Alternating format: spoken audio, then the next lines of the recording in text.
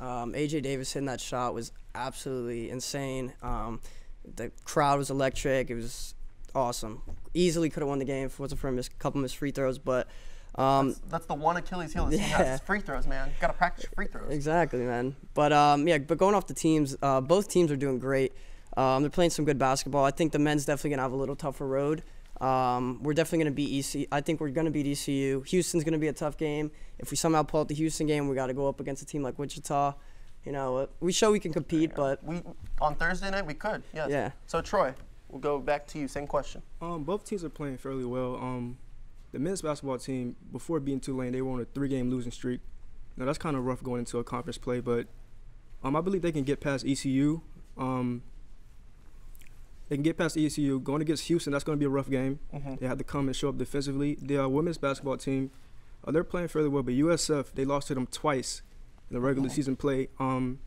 Overtime game, and they lost by, I think, 20 plus. And the first matchup, the USF women's basketball team is also 9-1 in their last 10 games of the regular season. They just destroyed, I believe it was ECU. And they destroyed ECU. They're confident. So the UCF women's basketball team is going to have a rough time, but they'll be okay. I think they're going to come in hot though, with some revenge after that OT loss a couple weeks ago against USF. So yeah, and this is a very important game for the women, the Lady Knights, because this could very well be the deciding factor of whether or not they're going to make the tournament or not. Exactly. Yeah. So against all odds, UCF linebacker Shaquem Griffin is turning heads once again. The former Knight ran a 4.38 time, which is the fastest time for a linebacker in at least 15 years, and pulled out an impressive 20 reps on the bench. What are your thoughts towards Griffin's combine performance, Troy? It was an amazing performance, man. No limitations should be set on Shaquem Griffin. The 4.38 was amazing in itself, the fastest since 2003. His shuttle was amazing. The 20 reps on the bench was also amazing, man. Very proud of him, and he's really showing up, and he's doing what he's supposed to do. And even Pete Carroll was amazed at his 40 speed. And we all know his brother plays for the Seahawks, so that should be very interesting, man. They're keeping their tabs on him, especially the Seahawks. Yeah, Eddie, what about you? Yeah, it was nothing less than amazing. Griffin is he's proven himself day in and day out that he can compete at the highest level.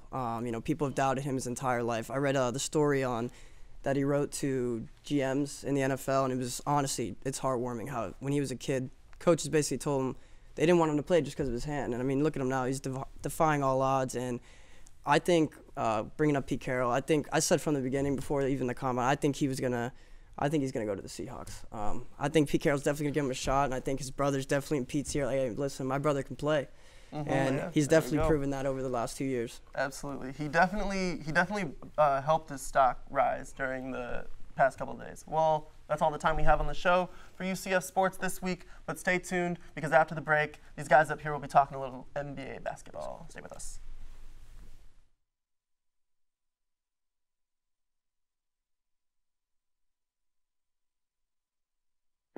Do you like sports? Do you like reading about sports? Then we got a sports blog just for you. Stay on my peripherals. That's not far enough.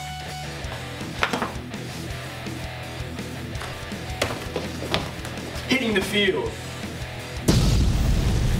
The first student-run sports blog. For sports fans. By sports fans.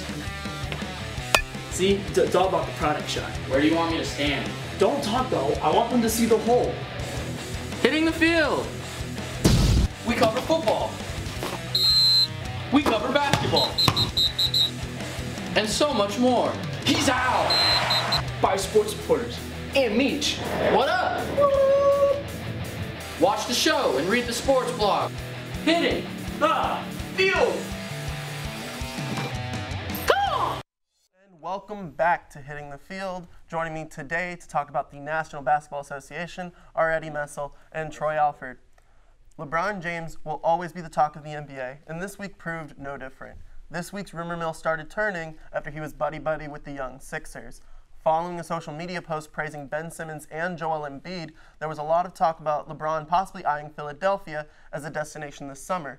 This is something my namesake Jeremy Taché has been talking about for over a year now. But what do you think the chances are are of LeBron heading to Philly in the offseason? Eddie, we'll start with you. Yeah, I think the chances are very low. I don't think he's going to end up going. I would love to see him come back to Miami playing our new Vice jerseys. I'd be real excited. Anyone looks good in the Vice jersey. Exactly. You gotta admit that. Yes. I mean, Anyone looks good in the I'd be Vice jersey. ecstatic. But I know you're going to like this. I think he's going to end up in Houston. I think Houston would be a great fit for him. He's going to go play with his boy Chris Paul, and then he's got arguably the second best player in the NBA right now, James Harden. The two of them together would be unreal, and I think they would really give Golden State a run for their money. I think the fit makes sense, but the Rockets have just so many things they would need to do if they wanted to make that happen, though. Troy, same question. I think LeBron to Philly is nonsense, man. LeBron James plays in the LeBron James system, which is he is the point guard.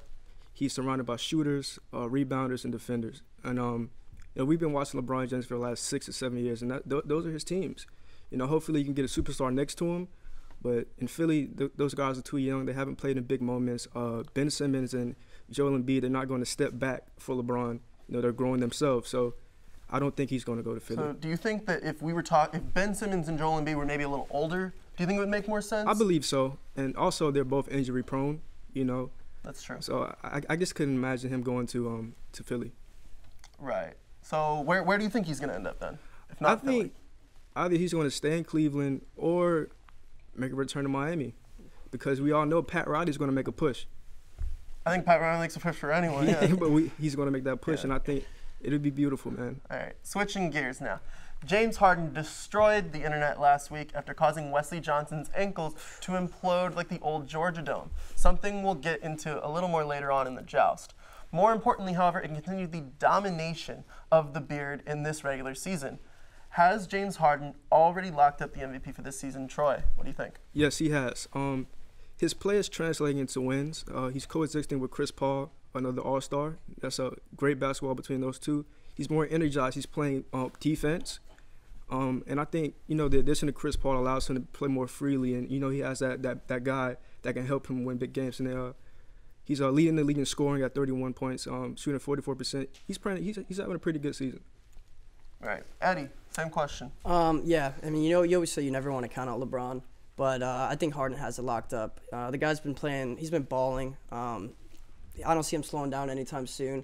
And like you said, he's scoring 31 points a game, and the factor for the MVP the past 3 years has been points per game, with Westbrook, Curry, and Durant all taking it home with scoring over 30 points per game in that season. So I think he's the only one with 30 points per game, right? Over 30 points per game right now, and I think he's got it in the bag. So if Harden has the MVP, who's second on your list? I want to know.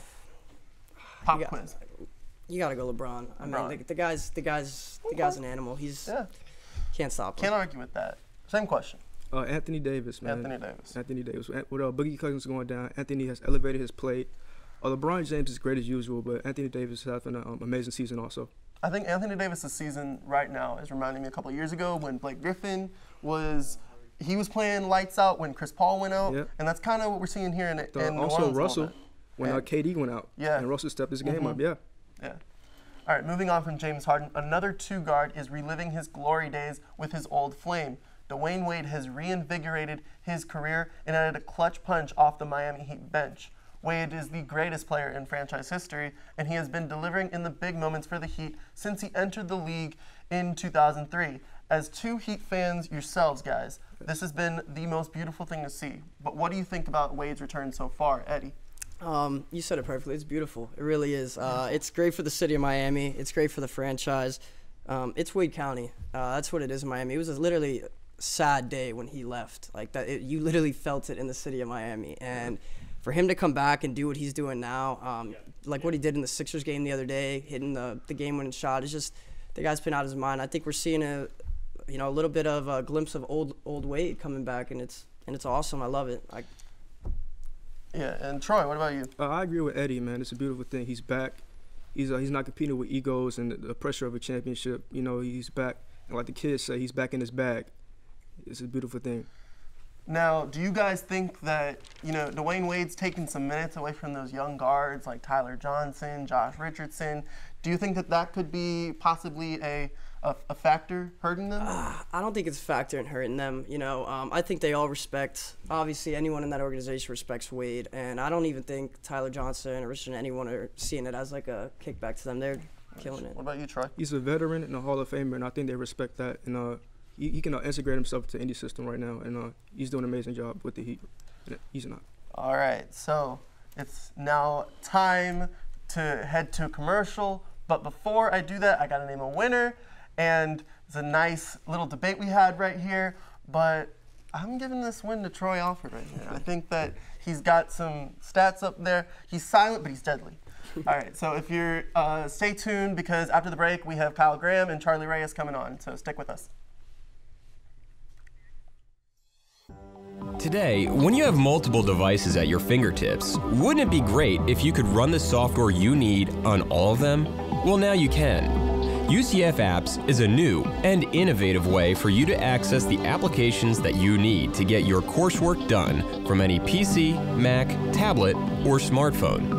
For more information or to give your input on UCF Apps, go to apps.ucf.edu.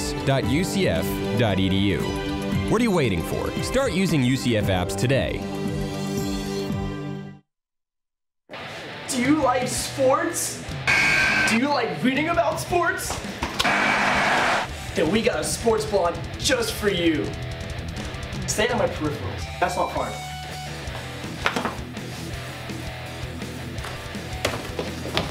Hitting the field. The first student-run sports blog. For sports fans. By sports fans. See, it's all about the product shot. Where do you want me to stand? Don't talk though. I want them to see the whole. Hitting the field. We cover football. We cover basketball. And so much more. He's out. By sports reporters and Meech. What up? Watch the show and read the sports blog. Hitting the field. Today, when you have multiple devices at your fingertips, wouldn't it be great if you could run the software you need on all of them? Well, now you can. UCF Apps is a new and innovative way for you to access the applications that you need to get your coursework done from any PC, Mac, tablet, or smartphone. For more information or to give your input on UCF Apps, go to apps.ucf.edu. What are you waiting for? Start using UCF Apps today. Welcome back to Hitting the Field. I am now joined by established veteran Kyle Graham and another Hitting the Field rookie, Charlie Reyes. Fellas, welcome onto the show. I hope you're ready to talk a little baseball with me. For sure.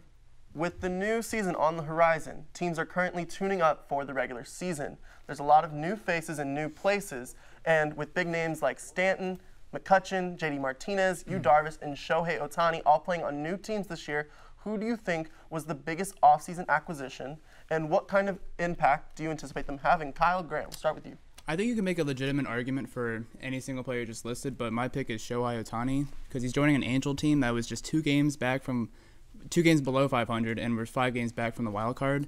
And if you look on the roster and the starting pitching, their ace was Ricky Nolasco.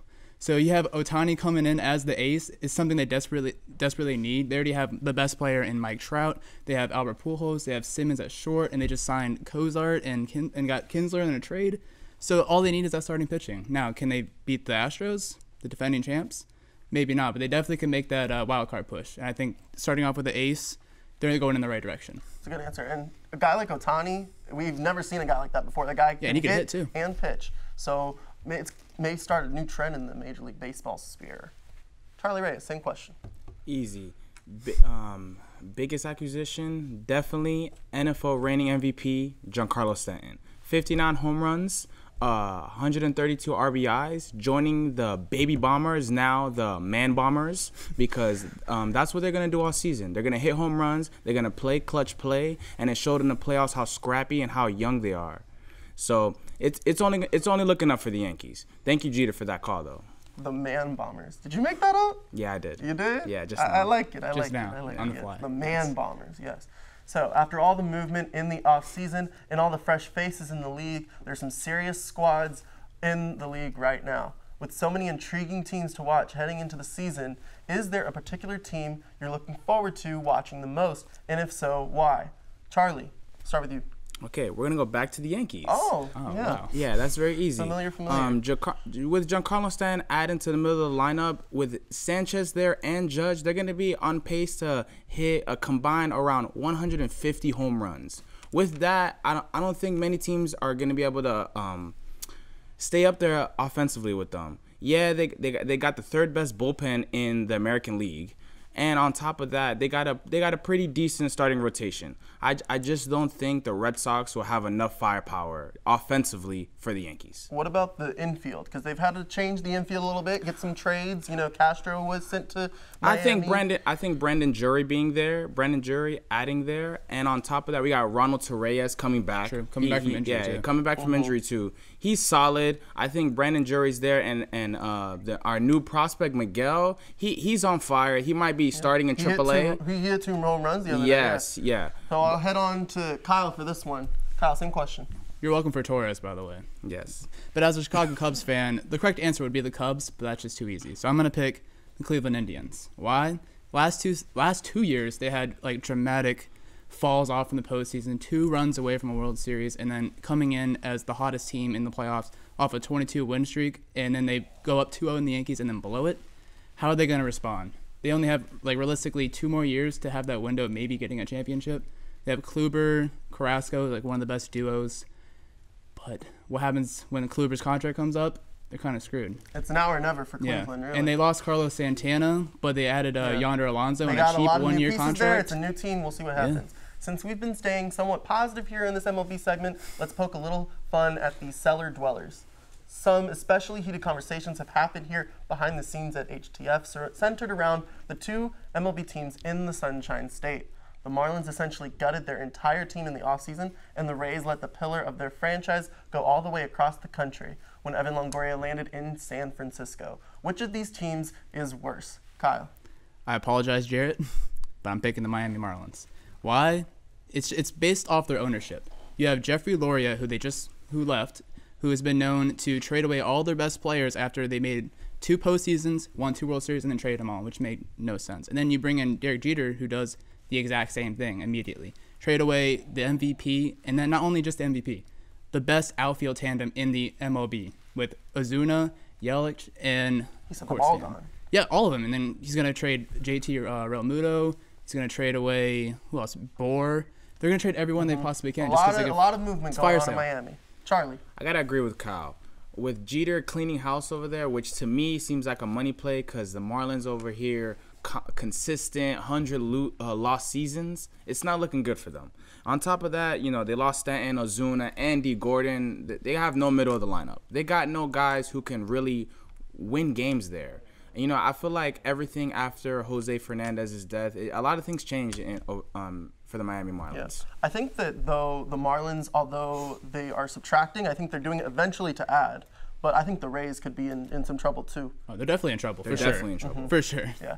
On to some more technical topics here. The MLB is instituting some more new rules this year to encourage an advancement in pace of play. With things like a new slide rule, mound visit limits, and some others, there is an upswell in the continuing push for pace of play. What is your opinion on some of these new rules, Charlie? MLB, I'm tired of it. I don't want to hear new rules. Do not change up the game so you guys can effectively have your TV contracts. I'm over it. Don't change the game. Simple as that. Right. I gotta agree. Someone that's just played baseball, it just seems absurd that they're just trying to change. I get it. Like I can go with the pitch count. The time clock. I can get that, but it's just there's some other things that it just doesn't seem to be changed. I think the beauty of baseball is the fact that there is no clock. Yes, and exactly. It's America's pastime. It's the oldest game in the world. So yeah. Never know what's gonna happen. All right. Well, that's all the time we have to talk about baseball, and this win has been awarded to the guy on my right, Kyle Graham. You'll be squaring off against Troy in the joust right after the commercial break. Stay with us.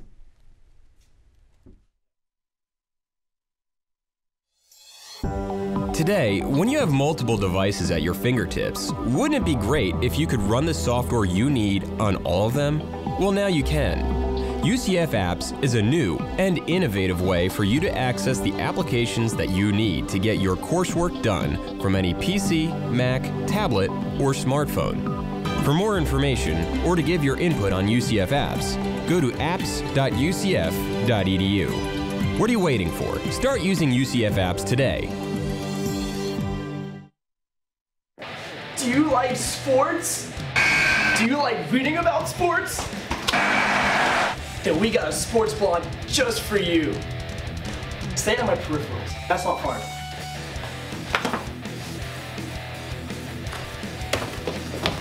Hitting the field.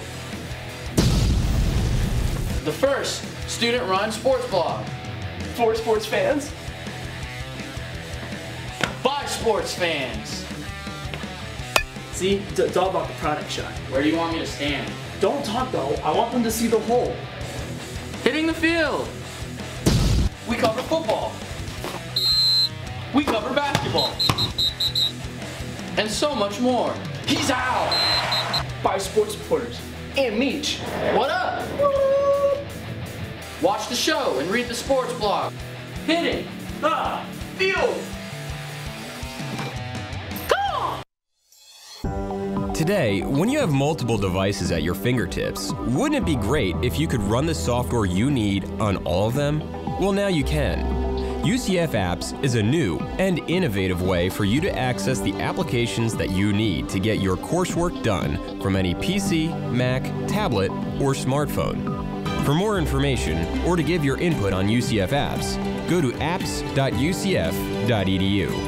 What are you waiting for? Start using UCF Apps today. Thanks for sticking us here on Hitting the Field, and welcome to the Joust. Today's competitors are Kyle Graham and Troy Alford. Hope you're ready, gentlemen. Let's get right to it. As we mentioned in the NBA segment, James Harden obliterated Wesley Johnson's ankles with one of the most vicious crossovers in recent memory. It was a move that lit the internet ablaze with countless memes and memorials at the expense of poor Wesley Johnson. What's your favorite moment of disrespect in sports history? And we'll start off with Kyle. I gotta go with the same sport. I gotta go Alvin Iverson stepping over Tyronn Lue in the finals. Most disrespectful thing I've ever seen. Yeah. I mean, like. There's nothing else to say besides that. And he, like, elongated that leg. Just like. He did it so casually, just like he was already intending to do it. Mm-hmm. Like, it was calculated. It was the intent. Yes, the intent. That's what was so savage. Exactly. Troy, same question. I had the Allen Iverson in mind too, but I can't recall the year, but I don't remember the year, but Dwayne Wade dunked over Anders Varejao. He dunked on him. He walked away, turned around, and walked past him to disrespect him intentionally. I think that was super disrespectful. So that's it. Not so nice, Wade. It's just not. All right. So, ladies and gentlemen, this is March, and that means that bracket season is in full swing. March is home to some of the greatest basketball moments of all time. Guys, what's your favorite March Madness moment of all time? Starting with Troy. I'm going to go to 2016, man. Chris Jenkins, national championship game against North Carolina. That just triggered Kyle Graham right there. We don't know where Chris Jenkins is now. No, but we know that shot. Yeah. And that was a great shot, man. He made his whole legacy on that. I was there, actually. You were? Yeah, I was there. Houston, That's Texas, amazing, baby. Man. Home of the greatest. It's the home of the greatest Super Bowl ever, Super Bowl 51 last year, and then the greatest moment in March Madness history. Yes. Kyle Graham. I'll tell you the worst moment ever was the Nova buzzer beater. I could have guessed that one, yes. I guess I got to be a little bit biased here. I guess to erase that memory, I have to go with Luke May's game winner against Kentucky. Coming off someone that was off the bench who averaged about not even 10 minutes. Coming in, I would not expect him to shoot that ball, and he did. He made it, and I was freaking out. Especially after Monk made those 2 clutch threes, I thought, oh, here we go again. It's over, and he saved me. Yeah, college basketball definitely has a tend to be dramatic, and I can't wait to see what's going on for the rest of the month. All right, finally, let's talk a little bit more about the NFL Combine that's taking place over the weekend and today.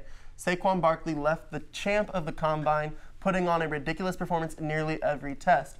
Now, offensive tackle Orlando Brown, on the other hand, had possibly the worst Combine showing of all time, testing poorly in almost every event. Was there anything that stuck out to you during the Combine, Kyle Graham? I thought it was just wild that Shaquem and Shaquille had the same 40 time as twins. Also, just got to say, Josh Allen looks really good in shorts and has big hands. First pick. Yeah. Got dropped him just for those reasons. Who cares if he had 1,600 yards? Yes, exactly. shorts. And Lamar Jackson was seen as a wide receiver prospect too. That's ridiculous. Very. Bills draft Lamar. Come on, man. Troy. Shaquem, man. Amazing combine. Saquon, 29 reps, strong. Nick Chubb also, I think he put up 29. Yeah. Yeah. The running backs really impressed me. I don't know the offensive lineman's name, but he had a faster 40 time than Winston, Goff, and some others. I forget his name too. He's like big dude. He's a lumber guy. I think Barkley maybe could be the #1 pick just off that. Possibly, yes. I think that he definitely helped his case for here. sure. He definitely Now, helped the stock. He's a freak. I have a quick question for you guys. What's your 40 time?